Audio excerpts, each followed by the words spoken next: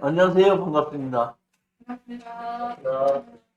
어저께 이제 선거도 끝나고 가벼운 마음으로 누가 서울시장이 되든지 부산시장이 되든지 상관하지 않고 우리는 열심히 공부해서 수익을 올리는데 전념하면 됩니다. 누가 뭐 시장이 누가 됐다고 해서 우리는 아무 문제 없죠. 네, 자, 농지에 대한 겁니다. 지금 농지 오늘 두 번째 얘기인데 이 농지는 농사를 짓는 사람이 아니면은 농지를 소유할 수 없다 이렇게 돼 있거든요. 그래서 이 우리가 경제가 발달이 되면서 농지의 투기가 되는 것을 투기의 대상이 되는 것을 방지하기 위해서 20km 이내에 6개월 이상 거주하지 않는 사람들에게는 농지증을 발급해 주지 않아서 엄격하게 규제를 했었습니다.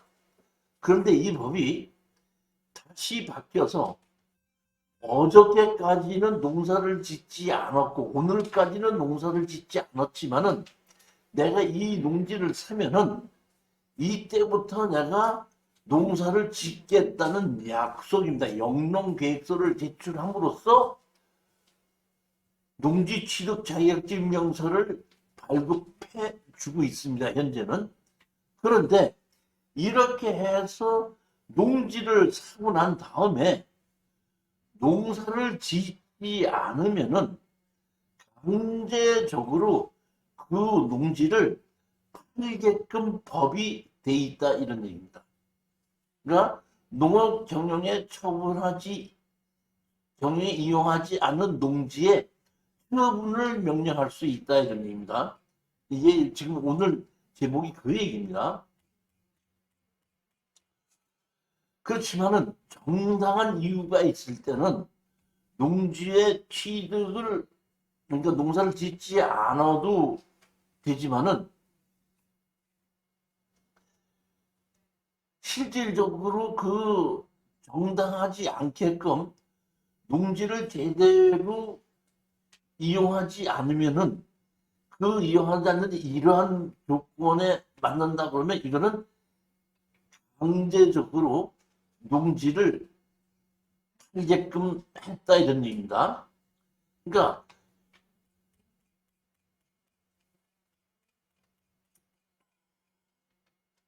제일 먼저 그 농사를 공무원이 매년 그 10월 달, 11월 달에 추수할 때쯤 됐죠.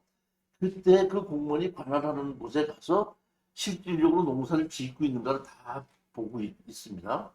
보고 있는데 만약의 경우에 농사를 짓지 않는 농지가 있다 그러면은 그 농지 담당자가 주인이 누군지를 알아내서 그 주인에게 나와서 왜 당신이 농사를 안 짓느냐 하는 것을 어떤다?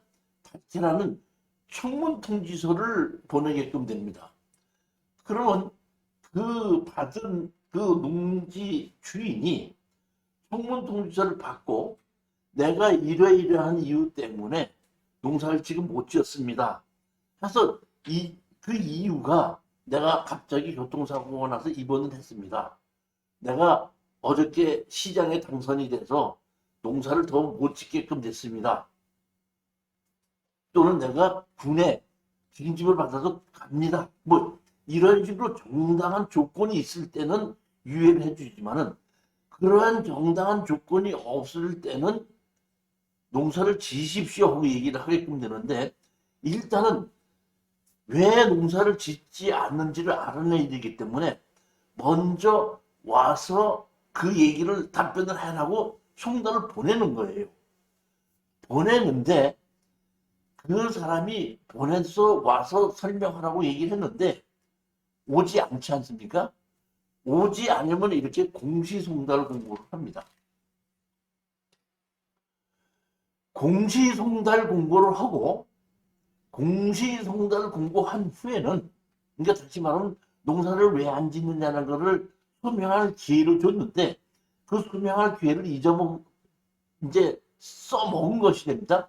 그러면 이때부터 송달한을 받은 그때부터 매년 공시지가의 20%를 팔을 때까지 농사를 안 짓고 있는 그 농지를 팔을 때까지 20%씩 어떤다? 이행 강제금이 나가게끔 된다는 겁니다. 그러면 이렇게 나가게끔 되는데 만약의 경우에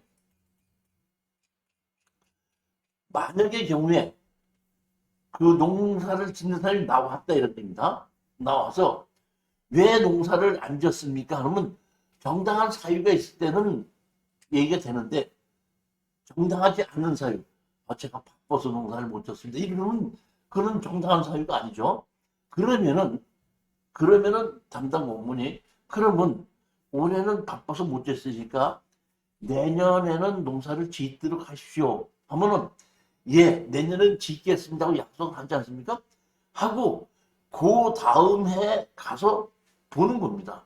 봤을 때 농사를 짓게끔 되면은 여태까지 농사를 안 지었던 거는 용서를 해주고 2년 동안을 계속해서 봅니다. 농사를 계속해서 지면은 그동안에 농사 안 지었던 것이 어떤다?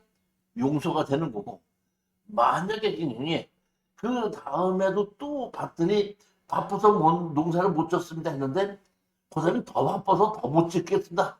이런 얘기가 나온다든지 또 농사를 짓지 않게끔 되면 이행강제금이 또 어떤다? 같이 나가게끔 된다는 팔을 때까지. 근데 팔을 때까지 이행강제금이 나가는데 보니까 그 파는 사람이 왜 안 팝니까? 그랬더니 내가 안 파는 게 아니라 안 팔립니다. 이럴 수가 있죠. 저는 팔으려고 내가 농사를 바빠서 못 짓기 때문에 이 농지를 팔으려고 했는데 내가 안 파는 것이 아니고 안 팔립니다. 그러면은 그것을 이행강제금을 자기가 내지 않으려면은 내가 팔리지 않고 농어촌공사에다 이 농지를 팔아달라고 된다? 부탁을 하게끔 되면은 이행강제금은 안 나옵니다. 팔 때까지. 그러니까 빨리 농사를 짓든지 자기가 팔든지. 근데 안 팔리면 뭘 해야 돼? 농어촌공사에다 그런다? 파는 것을 맡겨놔야 됩니다. 그러면은 그 안 팔리는 농지를 농어촌공사가 팔게끔 되는데 가장 중요한 것은 가격이 중요하겠죠. 가격이 중요하다 보니까 그렇게 안 팔리는 농지를 농어촌공사에다가 팔아달라고 의뢰를 하면은 농어촌공사가 팔아주는데 가격을 결정할 때에 감정 가격과 그다음에 공시지가 두 개를 다 가격을 조사를 해서 하나는 공시지가가 있고 하나는 현시 감정 가격이 있지 않습니까? 두 가격이 있는데 두 가격이 똑같을 수도 있겠지만은 차이가 날 수도 있겠죠. 차이가 나면 그 차이가 나는 그 낮은 가격으로 공시지가가 더 높고 실거래가 감정가가 더 낮으면은 낮은 가격으로 팔고 실거래가는 높은데 공시지가가 낮으면 그 낮은 가격으로 판다 됩니다. 그렇게 해서 농어촌공사가 팔려고 내놓는 기간에 안 팔린 경우에는 이행강제금을 내지 않습니다. 이해가셨죠? 그러니까 농지를 샀으면 농사를 지어라 이런 얘기입니다.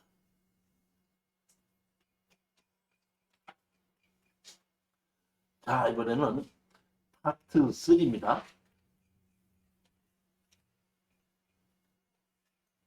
파트 3 해갖고 여기 보면 제일 첫 번째 농지의 소유 이렇게 돼 있죠. 대한민국에서 돈만 있으면 농지를 소유할 수 있다 없다? 있어요?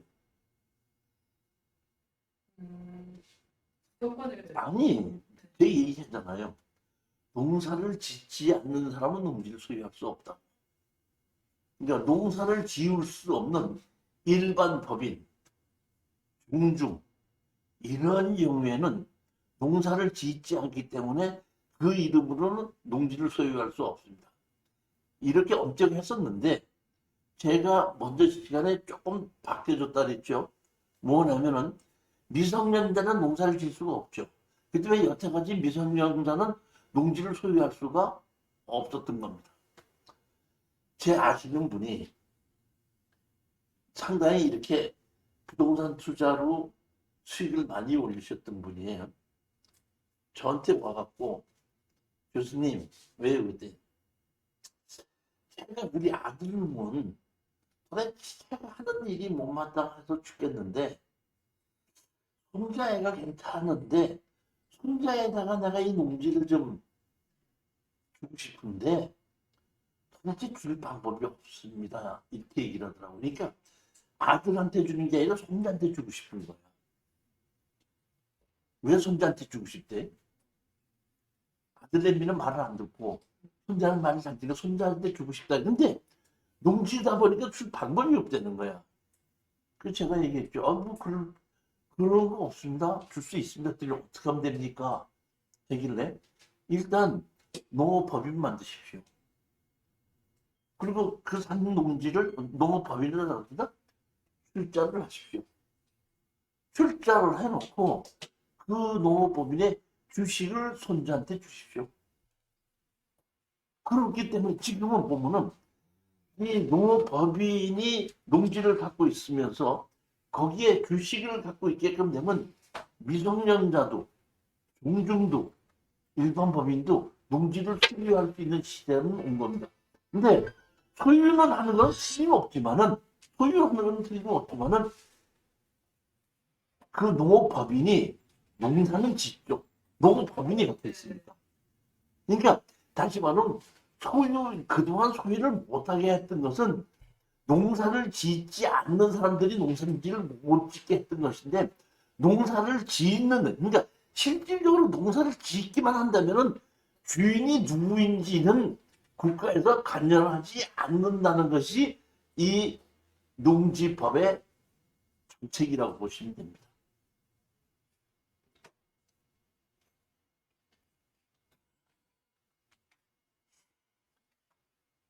여기 보시게끔 되면은, 자 보십시오. 농지를 소유할 수 있는 겁니다.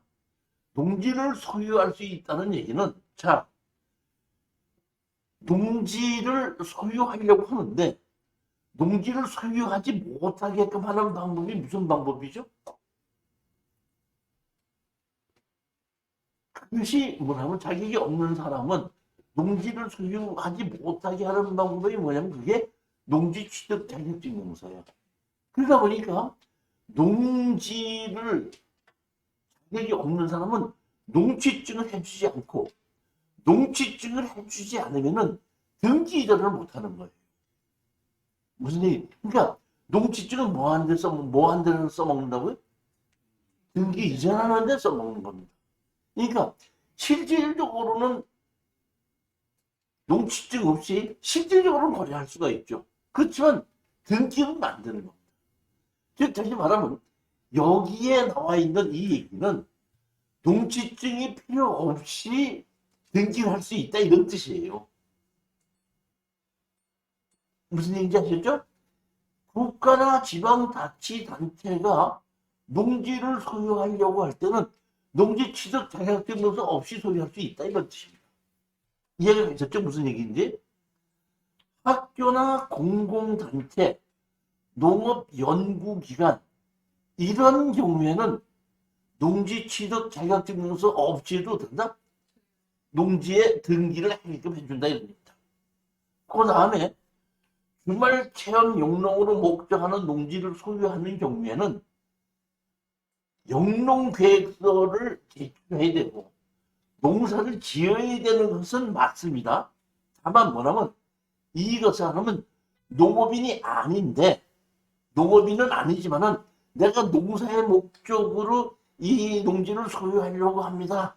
했을 때는 300평 미만인 경우는 농취증을 해줄 때에 뭐라고 해놓으면 주말 영농으로 합니다. 하게끔 되면은 농취증을 그냥 해준다 이런데 농업인이 아니더라도 여기서 아셔야 될 것은 주말 체험 용농으로 해서 300평 미만의 농지라도 농사를 지어야 되지, 농사를 안 짓게 되면 아까 똑같이 처분행위가 들어간다 이런 얘기입니다. 그 다음에 상속으로 농지를 취득해 소유하는 경우, 이런 경우가 있죠.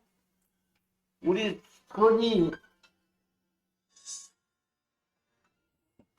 선이 아버님께서 지금 시골에서 농사를 짓고 계시잖아요. 근데 농사를 짓고 계시다가 돌아가신다 이거예요. 그럼 우리 선희 씨는 농사를 안 짓죠. 농사를 안 짓는 사람이 농지를 소유하면 돼, 안 돼? 안 되죠. 안 되지만은 농사를 안 짓는 사람이지만 유일하게 농사를 안 짓는 사람이 농지를 소유할 수 있는 것은 부모가 농지를 소유하고 있다가 돌아가셨을 때는 상속으로 받게끔 될 때는 그때는 농사를 안 짓는 사람도 그러다 농지를 소유할 수 있다 이런 얘기는, 이 얘기는 무슨 얘기냐면 농지증 없이 상속이 된다는 얘기. 등기부한테. 이해가셨죠? 자, 그 다음에 농업 경영을 하던 자가 이농한 후에도 이동 당시 소유했던 농지를 계속해서 어쩐다? 소유하는 경우. 자, 우리가 보게끔 되면은 농사를 짓는 것으로서 8년 이상을 농사를 짓게끔 되면은 그 농지에 대한 그 사람이 법적으로 농사를 지어야 되는 의무 기한은 끝난 겁니다. 몇 년 이상을 지면은 8년, 그러니까 한 농지를 어떤 사람이 사서 농사를 8년 동안 계속 짓다가 나이가 먹다 보니까 나 이제 나이가 먹어서 힘들어서 농사를 못 짓겠어 이렇게 돼도, 그러면 농사를 안 지면은 제가 어떻게 한다 그랬지 아까? 공무원이 와서 조사를 해서 강제로 팔게끔 한다 그랬죠. 그래서 어떤 땅이 농지가 농사를 안 짓고 있는 땅이 있다는 얘기예요. 그래서 공무원이 와서 딱 조사를 해봤더니 그 사람이 8년 동안 농사를 짓고 있던 사람이야. 그러면 8년 동안을 자격을 해서 농사를 지었던 것이 인정이 됐을 때는 더 이상 농사를 짓지 않아도 그 농지를 팔지 않고 그대로 소유하고 있어도, 다시 말하면 강제적으로 팔아라 하는 것은 안 한다 이런 얘기입니다. 그러니까 법적으로 농지를 사가지고 8년 이상을 농사를 지었을 때는 자기의 농지를 사서 의무를 다 한 걸로 본다 이런 얘기예요. 9년째 됐을 때는 농사를 지어도 되고 안 지어도 됐다 이런 얘기입니다. 이해 가셨죠?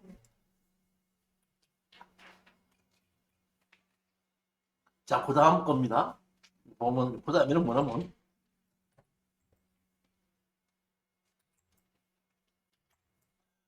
농업협동조합이나 수산협동조합 등에서 은행법에 의한 금융기관 등이 담보농지를 취득해서 소유하는 경우, 이렇게 돼 있죠.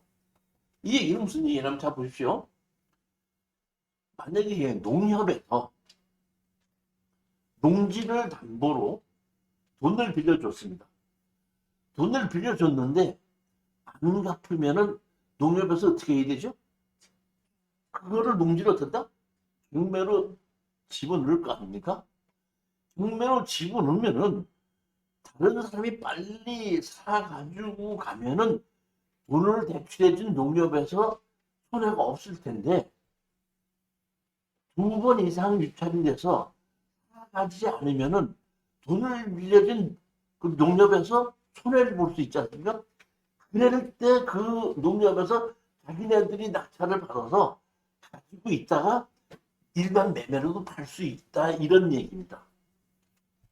그러니까 우리가 그러니까 여기서 담보농지를 취득했다고 해갖고 예를 들어서 우리 선희 씨가 민수 씨의 농지를 담보로 타고 돈을 빌려줬다 이거예요. 안 갚으니까 경매로 집어넣었다가 그거를 내가 사겠다. 이거는 안 된다 이런 얘기입니다.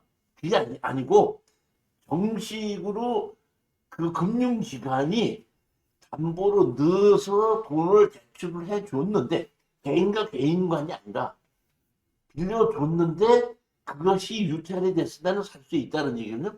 이 얘기는 이런 얘기입니다. 요새 우리 농협에서 농지를 담보로 잡고 대출을 해줬죠. 대출을 해줬는데 갑자기는 농협자산관리공사로 넘어가죠. 그럼 농협자산관리공사에서 이렇게 우리가 MP라고 그러죠. MP는 어떤 그 사람이 그거를 샀는데 그 사람이 사서 다시 경매를 집어넣는데 자기네들이 산 가격보다 다시 떨어지거든요. 그러면 그 MP를 사서 자기네들이 방어 입찰로 다시 살 수도 있습니다. 무슨 얘기, 이게 그렇게 된다 이런 얘기고. 그러니까 돈을 빌려준 금융기관에서 자기네 돈을 당당해서 못하게끔 할 수 있을 때는 농사를 짓지 않는 금융기관이지만은 그러한 농지는 어떤다? 취득할 수 있다 이런 얘기. 돈을 빌려줬을 때에. 자, 그 다음입니다. 농지 전용 허가를 받거나 농지 전용 신고를 한 자가 그 농지를 소유하는 경우, 제가 어떤 농지를 가지고 농지 전용 허가를 받는데 시간이 걸릴 거 아니? 그러면 농지 전용 허가를 받기 위해서 시간이 걸리는 사이에 농사를 안 질 수 있죠.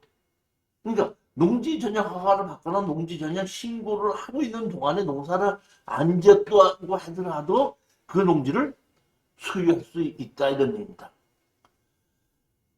요거 이제 그 다음이 농지 전용 협의를 마친 농지를 소유하는 경우라 그랬죠. 자, 조금 아까는 농지 전용 허가를 받거나 농지 전용 신고를 한 자의 농지를 소유하는 경우가 있고, 그 밑에 농지 전용 협의를 마친 농지를 소유하는 경우라 그랬거든요. 뭘 마쳤어요? 농지 전용 협의를 마쳤다 그랬죠. 요 위에 거하고 밑에 거하고 차이가 뭡니까? 밑에 거는 비용이 다른 용도가 바뀐 거 아니에요? 우리 최인 씨는 어떻게 생각해?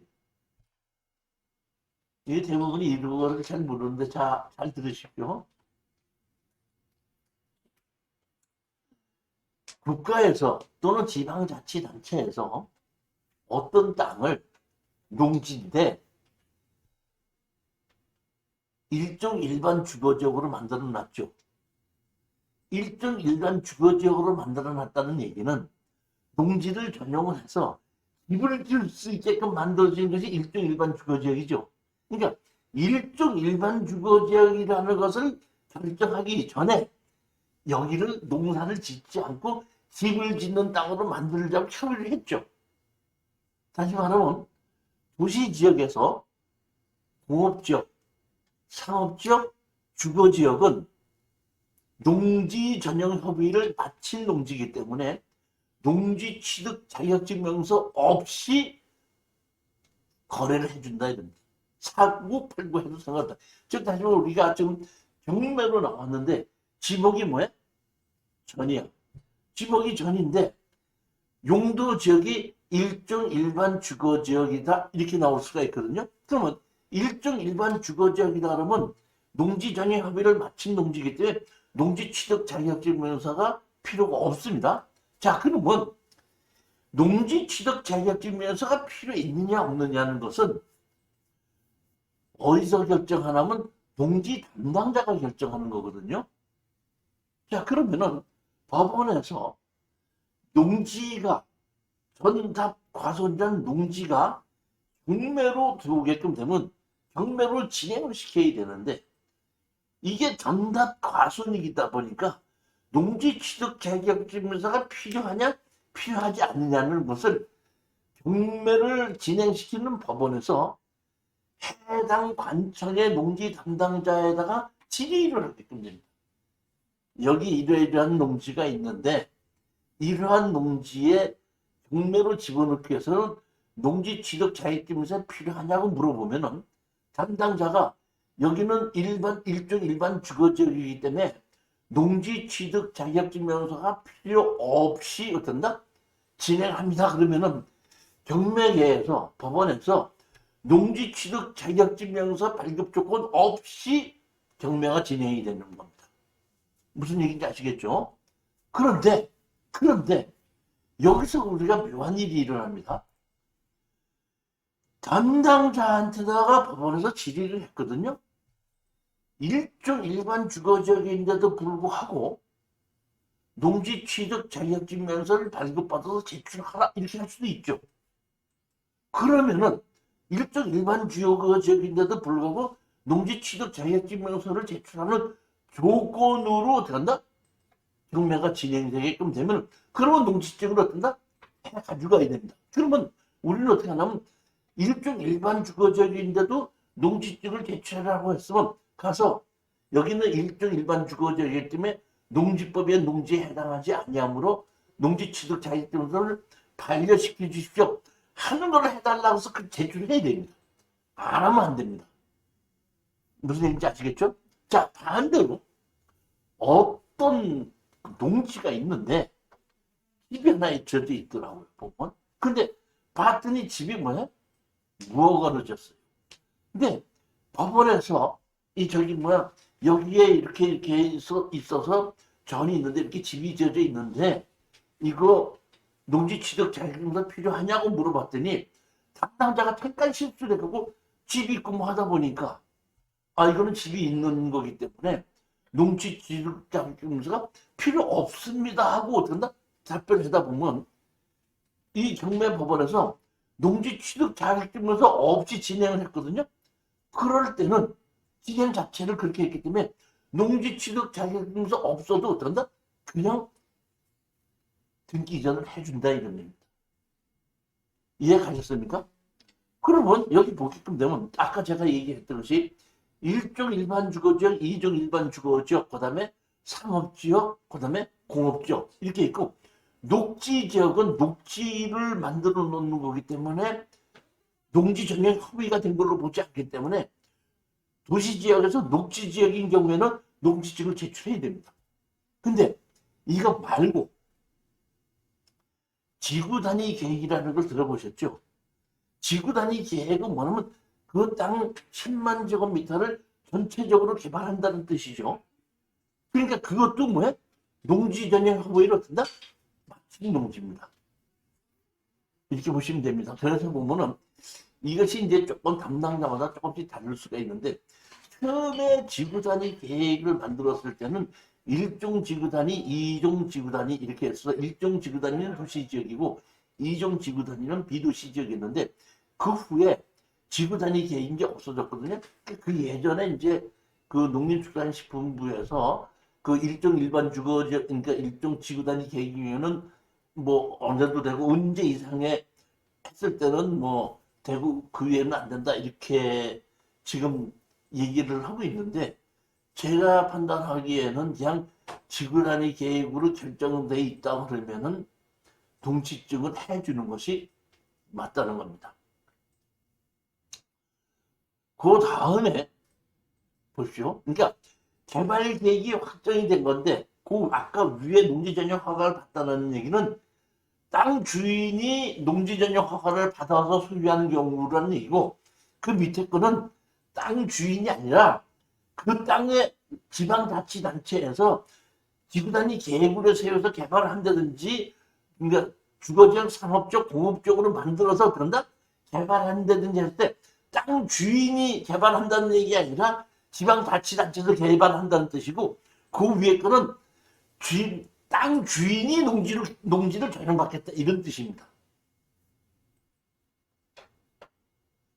땅 주인이 아니고 지방자치단체에서 개발 계획을 세워놨을 때도 농지 취득 자격증명서를 얻는다 발급받지 않고 해주는데 아까도 얘기했듯이 담당자가 실수를 해서 안 받아도 되는 걸 받으라고 했으면은 받아다 줄 때에 농지법에 해당하지 않는다 반려증을 반려증 하는 거고 실질적으로 농지증이 필요한데도 담당자가 잘못해가지고 그런다 농지 취득 자격증 없이 하면 된다 그러면 농지증 없이 했기 때문에 농지증이 없어도 등기 이전을 해준다 이겁니다.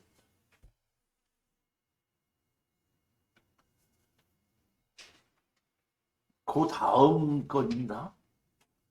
농업진흥지역 밖의 농지 중 최상단부부터 최하단부까지 평균 경사율이 15% 이상인 농지 이렇게 돼 있는데 내가 15% 이상으로 하는 것이 아니라 이러한 농지는 토지이용계획 합의서에 영농여건 분리농지로 되어 있습니다.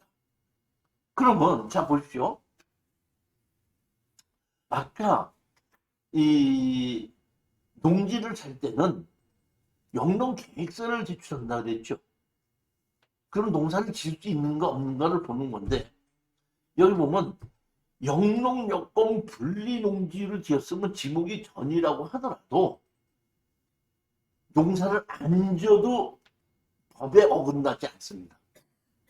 즉 다시 말하면 영농여건 분리농지라고 하게끔 되면은 그러면은 담당자가 영농계획 농사를 안 져도 되니까 영농계획서를 제출하라고 해서 영농계획서를 뭐를 쓴다고 하더라도 또는 영농계획서가 없더라도 왜? 농사를 안 져도 되는 땅이니까. 그러니까 어떻게 한다? 농지 취득 자격증서 없이도 계약 자격증하면 된다 이런 얘기입니다. 여기서 아셔야 될 일이 제가 지금 이 농지 취득 자격증명서를 얘기한 것은 우리가 일반 매매를 중심으로 이제 얘기한 거거든요. 근데 일반 매매가 아니고 경매로 나온 경우에 뭘로 나왔어요? 경매로 나온 경우에 어떤 땅에 불법 건축물이 있어서 영농계획서를 제출하게끔 되면은 담당자가 가서 봤더니 농사를 지을 수가 없죠. 건물이 있는데 건물이 있는 땅에다 농사 지어야 못 지어요. 못 짓죠. 그러면 농사를 못 지을 수도 있고 영농계획서대로 농사를 지을 수가 없다고 보니까 농지증을 안 해줄 수가 있죠. 자, 이것 때문에 예전에 소송이 있었습니다. 소송이 있었는데 최종적인 것으로 보면 판결문은 이렇게 났습니다. 일반 매매인 경우에는 자기가 팔거나 사거나 했을 때는 농지에 농사를 지을 수 있게끔 다 만들어 놓고 거래를 해야 되는 것이 맞다. 그러나 경매인 경우에는 강제로 매매하게끔 되는 거 아니에요? 예를 들어서 우리 선희 씨가 농지를 갖고 있는데 저한테 어떻게 한다? 빚을 졌거든요. 그러니까 내가 그 농지를 가지고 압류를 하고 강제 경매를 집어넣으려고 하다 보니까 선희 씨가 네가 뭐 내 돈을 이렇게 해가지고 이 겨를 경매로 집어넣어? 나는 방법이 있지 하고 거기다가 무허가 건물 하나 지어놨어요. 그럼 제가 낙찰을 받았죠? 농지증을 해줘야죠. 선희 씨가 뭘 만들어 놨다고? 무허가 건물 만들었죠? 그랬더니 저기 농지증 해줘야 안 해줘요? 면사무소에서. 안 해주죠. 그러면 내가 돈을 받을 게 있는데 받아요, 못 받아요? 못 받죠. 그러니까 하나님께서 이렇게 판단한 얘기를 하신 겁니다. 경매인 경우에는 아직까지 내 것이 돼 있지 않고 아직까지 내 것이 돼 있지 않은 걸 농사를 지을 수 있게 원상복구 시킬 수는 없다. 그런데 그렇다고 해서 이걸 농지증을 안 해줘서 이거를 한다면은 채무자가 채무를 회피하는 용도로 사용할 수 있다. 따라서 경매인 경우에는 농사를 지을 수 없도록 돼 있을 때는 일단은 낙찰을 받아서 잔금을 내고 원상을 복구시켜서 농사를 짓게끔 만들어 놓겠다. 그래서 원상 복구시켜서 만들어 놓고 이런 농사를 짓겠다는 것을 해서 약속을 하고 농지증을 해주고 만약에 사고 난 다음에 약속한 대로 원상 복구시키지 않을 때는 그때 가서 거기에 대한 법률로 제재를 해야지 되는 것이지 농지증 자체를 안 해주는 것은 잘못된 것이다. 이렇게 판결을 한 것이 있기 때문에 제가 지금 말씀드린 대로 이거를 농지증을 안 해줬을 때는, 이렇게 불법 건축물에 있다가 농지증을 안 해줬을 때는 낙찰을 받고 난 다음에 행정소송을 하게끔 되면 99% 이깁니다. 이게 일반 매매인 경우에는 조금 아까처럼 마찬가지로 완전히 농지증이 돼 있어야지, 농지증을 해결할 수 있게끔 돼야지 거래가 가능한데, 경매인 경우에는 원상복구 시키겠다는 약속하에 농지증을 해주는 것이 맞다, 이런 얘기입니다. 그렇기 때문에 제 얘기는 경매로 사는 경우에는 아까처럼 얘기를 했을 때 법인이나 중준이나 이런 경우는 안 하고 실질적으로 농사를 짓겠다는 약속 하에는 누구든지 농지증을 해주게끔 돼 있는 것이 맞다, 이런 얘기.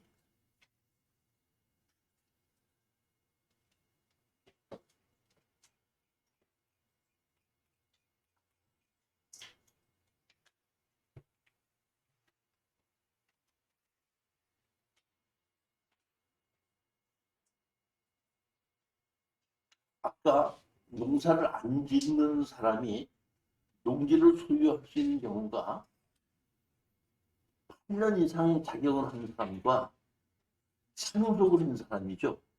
근데 상속을 한 사람과 8년 이상 자격을 한 사람이 10만 제곱미터 이상의 농지를 갖고 있을 때는 그 이상의 농지는 야지됩니다. 예를 들어서 우리 선희 씨가 15만 제곱미터를 상속을 받았다 그러면은 5만 제곱미터, 15만 제곱미터를 다 농사를 안 지면 되고, 다 농사를 지으면 상관이 없죠. 지지 않는다고 했을 때는 그러면 5만 제곱미터는 매매를 해야지 된다, 이런 얘기입니다. 본인이 상속을 받았는데 농사를 안 짓는 분 경우에는 이제 농어촌공사에다 가서 8년 이상 농사를 지은 사람인데 내가 힘이 들어서 못 짓겠으니까 여기를 날 대신해서 농사를 짓는 사람을 좀 찾아주십시오 해도 되고, 상속을 받은 사람도 내가 직업은 다른 직업이 있는데 이 농지를 뭘 봐서 상속을 받았는데 이 농사를 지을 사람을 좀 찾아주십시오 하고 맡기게끔 되면은 그러면은 아무 문제가 없는데, 맡기지도 않고 농사도 안 짓는 것이 10만 제곱미터 이상 되게끔 되면 안 된다, 이런 뜻입니다. 자, 그 다음입니다.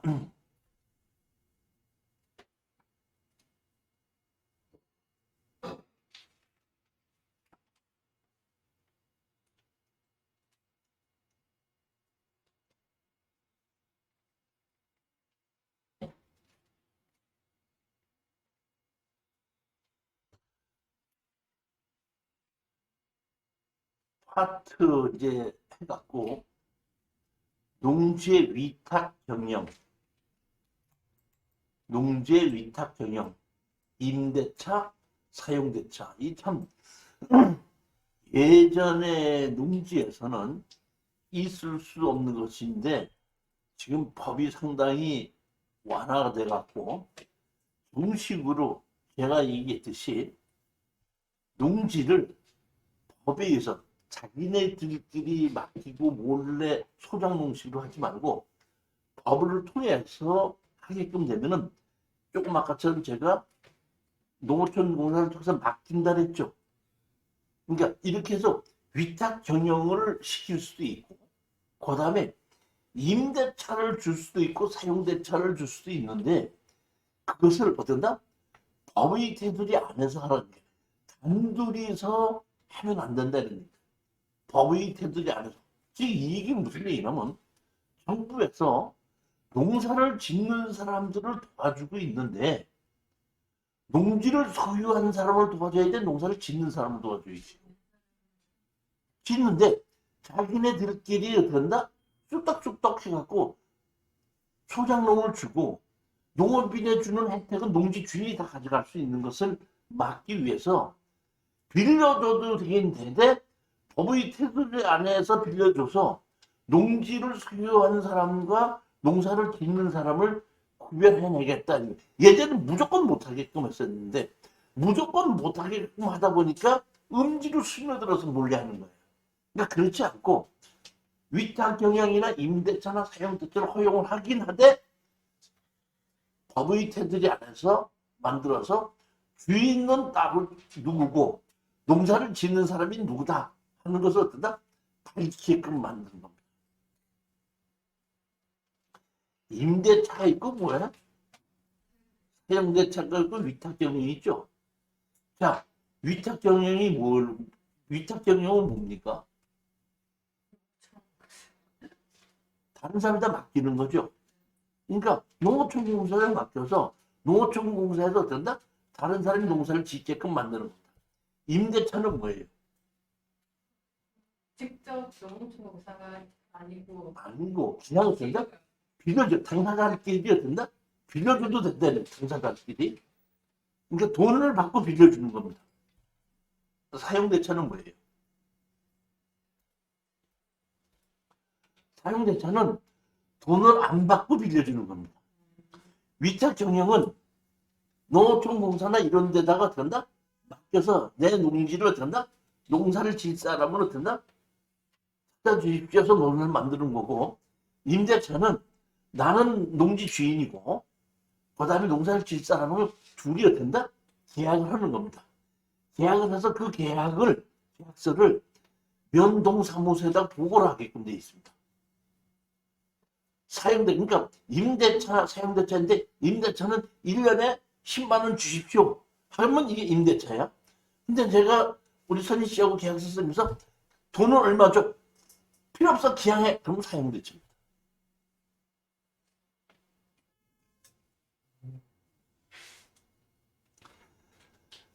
그러면 이렇게 아무나 무조건 다 임대차를 주고 사용대차를 주고 위탁경영시키면 무조건 다 되느냐 하면 그렇지는 않고, 이렇게 할 수 있는 사람도 어떤다? 법으로 정해놓은 겁니다. 여기 보게끔 되면 제일 첫 번째 보면 병해법에 따라 징집 또는 어떤다? 소집된 경우, 농사를 열심히 짓고 있다가 군대 가는 거죠, 선은 씨? 지원했죠? 여군에 가는 거 아니에요? 농사를 짓는 게 좋아, 여군에 가는 게 좋아? 그 다음에 3개월 이상 어떻게 돼? 다시 말하면 아들이 캐나다에 있는데 아들 집에 가서 한 6개월 있다 와야 되겠다 이럴 수 있지 않습니까? 그럼 하고 그렇게 가면 된다 이런 얘기입니다. 농업법인이 청산주인 경우, 그러니까 다시 말하면 농사를 짓고 있는 농업법인이 이제 잘못돼 가지고, 지금도 보게끔 되면 농업법인이 갖고 있는 농지가 경매로 나온 게 꽤 있죠. 그게 뭐야? 농지가 청산주의잖아요. 그 경매로 나가 있는, 내가 농사를 짓던 농지가 경매로 나가 있는데 거기 가서 농사를 지어요? 그 다음에 질병, 취약, 선거에 따른 공직 취임으로. 그러니까 제가 보면 어저께 이제 그 당선되신 분이 누구죠? 오세훈 씨는 농사를 짓고 있었으면 이제 난 그 당선됐기 때문에 그런다? 농사를 못 짓는다. 당분간 못 짓는다고 하면 농지를 갖고 있던 농사 안 줘도 된다 이런 얘기입니다.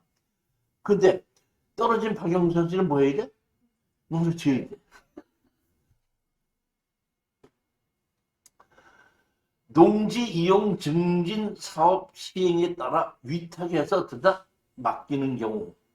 그 다음에 이게 참 지금 보면 예전에 없던 것이 이것이 만들어지네. 농업인이 자기 노동력이 부족하게 해서 농작업의 일부를 어떤다? 위탁하는 경우. 그러니까 사실은 보면 우리 선희 씨가 농업인이 됐는데 나 혼자 농사를 짓고 뭐 너무 부족하니까 내가 혼자 도저히 이 농사를 못 짓겠다. 그리고 어떻게 한다? 농어촌공사에 맡겨서 해야 되겠다. 이렇게 할 수 있다 이런 겁니다.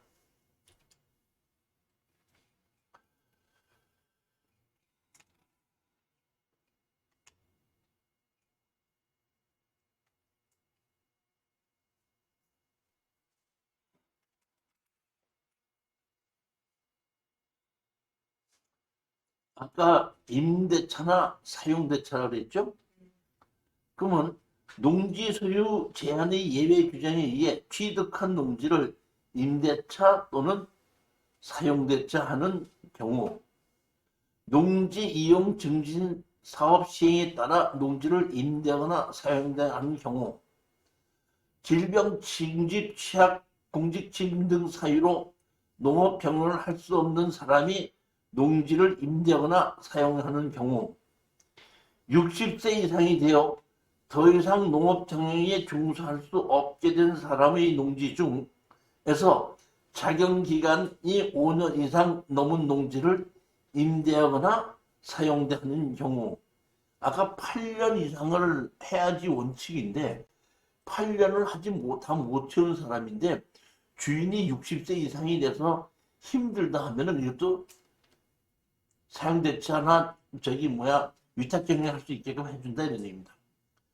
주말 체험 용농을 하려는 자에게 임대하거나 사용되는 경우 주인씨 농지 사갖고 농사 짓기 힘들면은 거기다가 20평씩 잘라갖고 농지 임대 어떤다?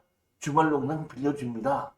해갖고 내가 농사를 짓지 않고 그렇게 빌려서 다른 사람이 어다 농사를 짓게 해도 된다 이런 뜻입니다.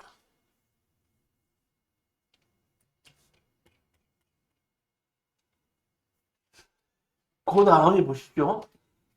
개인이 소유하고 있는 농지를 한국농어촌공사 등에 위탁해 임대하거나 사용돼 하는 경우 지금 우리 한동안 공직자들이 취임을 하게끔 되면은 부동산 투기를 했다고 해서 임명을 하다가 낙방한 경우가 많았죠. 근데 요 근래는 어떤다? 요 근래는 그런 경우가 별로 없죠. 왜 그래요?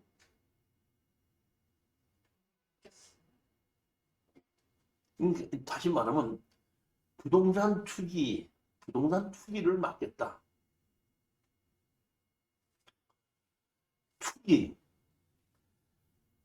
투기를 해야 돼? 투자를 해야 돼? 그건 지금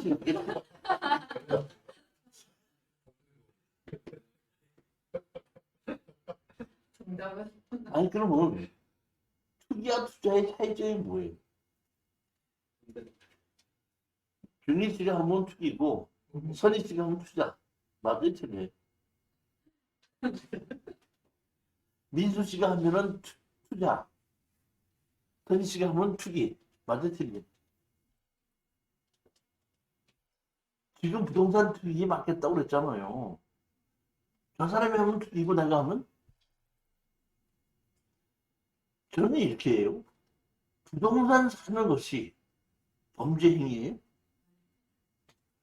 저는 먼저 번에 우리 정부의 청와대에서 이제 근무하던 분들이 아파트를 2채를 갖고 있다. 팔아라. 안 팔았어. 2채 갖고 있으면 범죄자예요? 네? 그걸 왜 팔으라고 난리야?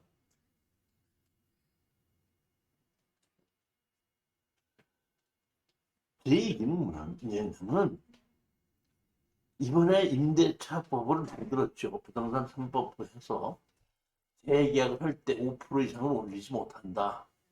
부동산 3법 만드는 것 중에 하나 아닙니까? 그럼 그 법을 만들기 전에 그런 법을 만들지 며칠 전에 가서 올려받은 거죠. 다시 말하면 정보를 사전에 입수를 한 것이 범죄 행위지 집 두 채를 갖고 있는 것이 범죄 행위가 아니라는 거예요. 지금 LH가 됐든지 어디가 됐든지 간에 농지를 사는 것이 범죄가 아니라 개발 계획을 알아내고 그 근처를 사놨다는 것이, 그러니까 개발 계획을 빼냈다는 것이 범죄 행위지 농지를 사는 것이 범죄 행위는 아니라는 얘기죠. 다시 말하면 이러한 그 범죄 행위는 어제 오늘 일어났던 일이 아닙니다.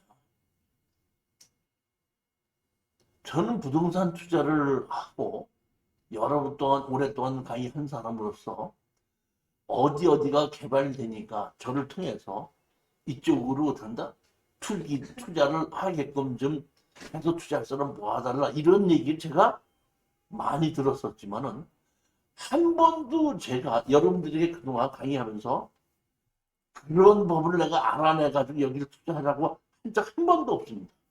그건 범죄 행위예요. 즉 이 얘기는 뭐냐면 투자 투기, 예전에 공직자에 취임하는 사람이 투기했습니다 하는 얘기는 뭐냐면 20km 이내에 6개월 이상 거주의 조건이죠. 그러니까 20km 이내에 6개월을 거주하기 위해서 어떤다?